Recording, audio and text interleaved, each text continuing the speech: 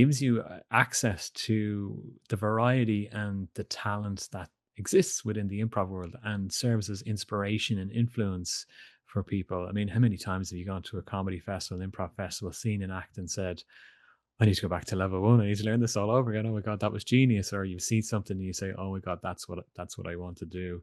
I think we've all had moments like that in our improv careers. I remember TJ and Dave the first time I saw them, that being one for me. But the festival was a great success. So I said I'll do it again. I remember at the time for the first 2 years, I was getting a lot of stick behind my back from the comedy. See, who's this guy think he is, run the comedy festival? But I just kept at it, and by the third year, we broke even in terms of making it work, and we've run. That was 2013 was the first festival.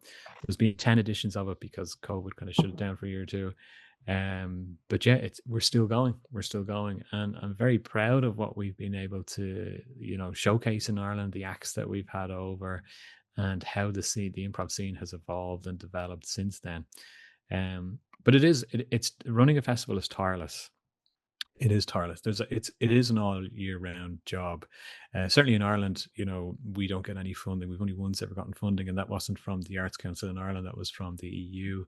Um, there is a campaign in Ireland at the moment to have comedy recognised as an art form, because it's not recognised as an art form from the funding body. So that's the legislation being pushed through our Houses of Parliament through the Dáil to recognize that, and that's going to be a game changer. But in the meantime, everything with the festival, you doing it yourself, because you've become the artistic director, you become the accountant, the finance manager, the operations manager. You're doing it all off your own back, and that's the thing with festivals, is that's replicated the world over.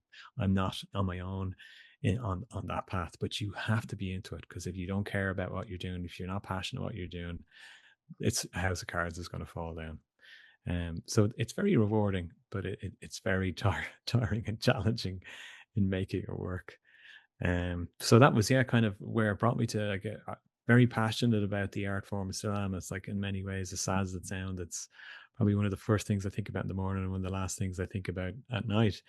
Um, to me, improv was never a stepping stone to being an actor, to being on TV. To me, improv is the end goal. I'm very interested in what we can achieve in the art form. I'm very interested in seeing where it takes us. So I serve improv. Improv is my master as such, and that's, it's just something that I don't tire of. Well, that's not always true. We all need breaks, but it's not. It's an art form that I don't tire of, and you met a lot of good people through it as well. Some fantastic people through it, and so yeah, long may that continue in terms of what festivals, be it me running the festival in Dublin in the future or somebody else. Long may that kind of serve the improv scene and help raise the bar for us all. Mm. I'm feeling I went wildly off topic there, but hopefully that makes sense. What is it that's made you fall in love with the festival? What is it that so when you did it the first year, what is it that you enjoyed? Like the buzz of seeing audiences enjoy it and seeing new acts come in and like astound you? Yeah, well, I think there's a couple of parts. There's always something about seeing people who, people have varying relationships with improv. Some people are really into it and will travel. Some people are just happy to take workshops in their hometown and do jams, be in shows locally. But to have someone from the local scene watch a visiting act and come out of it going, "Oh my God, that was amazing. They were brilliant." That's very rewarding, and seeing that audience reaction. So that's something I feed off, but it's also as well a great opportunity for local artists to kind of go, okay, we should up our game here. Look what this group have achieved, or we're now part of a festival. We should strive to kind of up our game and challenge ourselves to raise the bar.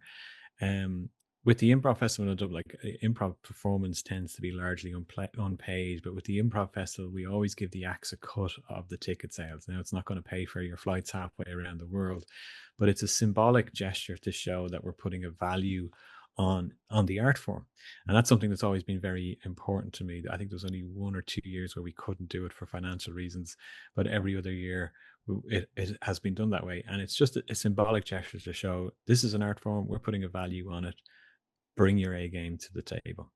And I think that's important as well for your local acts with festivals to kind of see, yeah, this is not just your Friday night in a pub doing bar prov or whatever the case may be. This is a chance that I have an audience that I wouldn't normally get doing my regular shows. Here's a chance for me to have them walk away, go back to their home country and say, I saw this group in Dublin and they did this or whatever the case may be. So that's another aspect. That's I find that very, very rewarding as well.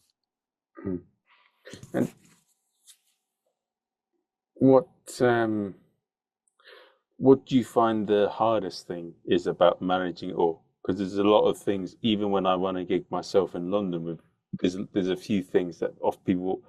Sometimes when I speak to comics or speak to audience members, they'll say things to me about gigs and even my own gig, but it's clearly from people that haven't taken a step on the other side. They don't see the full picture of things. Mhm.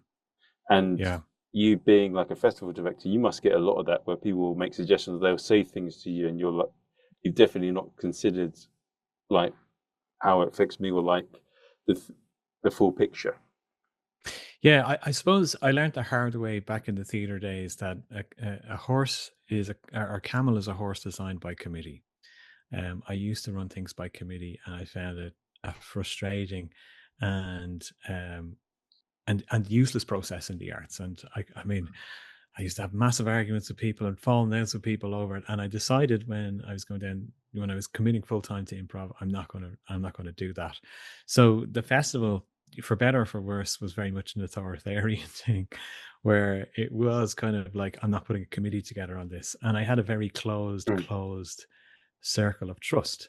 And I had met before the festival came about. I'd met a lady in Ireland, a very talented performer and person called Orla McGovern. And after the first couple of years, she came on in a more full time capacity with me with the festival. And so she was in that very, very small, trusted circle of people I'm okay to, because she's very passionate about improv. But I've always felt that you kind of have to have an authoritarian view when you're running stuff in the arts. That course is a double-edged sword. Yes, it means you can get things done quicker, but it also means you have to do it yourself or with the limited people you're working with. But I think linked then to that, the hard part is rejecting people, rejecting acts. Certainly, from my own perspective, with programming a festival, when you're reviewing acts, and it's not just, certainly the early days, it would have been a smaller review team, but nowadays it's different. We have a team, but it's very hard to reject acts because it's not a quality thing. Certainly with a festival, we're not programming based on quality. You don't put a shout out for the best gigs in town, and any festival that does that, could take a run and jump as far as I'm concerned. You have to program variety. You have to have diversity representation. You have to have opportunity for new acts, up and coming acts, and of course, you have to have your established and reliable acts. So it is a mix. So rejecting people is hard because you're saying no, depending on, you may give some reasons or not, but it's never that you're not good enough. And I find that very, very hard because who am I to bloody well tell people you don't make the cut? It becomes particularly harder for you with your local scene because, the improv scene in Dublin has grown enormously. And not every act in Ireland is going to get a spot in the festival. And it's not that they're not good enough. It's just you got to look at the mix of what's available. There's only limited slots, and I hate that the most because I'm sure there's improvisers in Ireland who probably do think the head on your man. Who does he think he is saying no to us? And that's unfortunately the nature of it. So that I find that very, very, very hard. But kind of think I have gotten better. I've decided, in recent years, I don't want to be that authoritarian figure anymore. I'm kind of tired of doing things solo and alone. So I've kind of loosened my expectations there. But that can be a very lonely part, and you do sometimes take criticism or feedback quite negatively. And that's another aspect of it. I can remember one year with the festival, we had a booming year, solid feedback, and somebody a trusted friend kind of tapped me on the shoulder and whispered in the ear. He'd heard somebody giving out about something, and it was really inconsequential what they're giving out. They weren't even at the festival. It was just someone having a moan that there was an improv festival. And I remember sitting in the bar when I heard this, and I was completely deflated. It felt like, I've worked really hard to bring something, and to the community, and then you hear this, and so that can be hard, yeah, if you're driving things on your own. So I guess it's a combination of the work that's involved, having to reject groups, and that sense of criticism and feedback, can be difficult. But that's the nature of us all, as I guess, as artists. I like to be softened. I like you to let me down gently. I don't like things direct. That's just me. I think, yeah, I think there's always a way you can always be honest with people, but you can always. Mm. I don't believe in excuse. You can do it. When someone says, "Oh, I'm just being honest," no, there's a way you can do it. There's always a way. Mm. Um, but um, I know the performers can sometimes they cause issues, and they're great and all. They can be fantastic. They can also be difficult to deal with. But I find venues to be more annoying to deal with than performers. Yeah, yeah, that can be true. I certainly with Dublin, we have a bit of a not disconnect, but we have a lack of variety with available venues. Like we've got really good high end venues, but there tends to be a gap in venues that are available. Between 50 and 200 seats. There tends to be a gap. I tend to use, well, not tend, I do use the same venue for my shows, workshops, and for the festival, a venue called the Teachers Club. I've been, working with them for a very long time and have a really good working relationship with them, and they make things easy for me.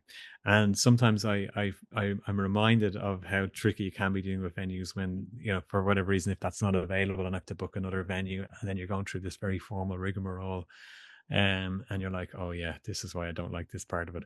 So that makes it very challenging. I remember one time there was a venue trying to pull the improv festival out of the Teachers Club. They were trying to woo me to their venue, and they had pretty attractive theater. They had, it was a really great space, but for front and foremost, they told me the price up front, and I'm like, "Oh, come on! Like this is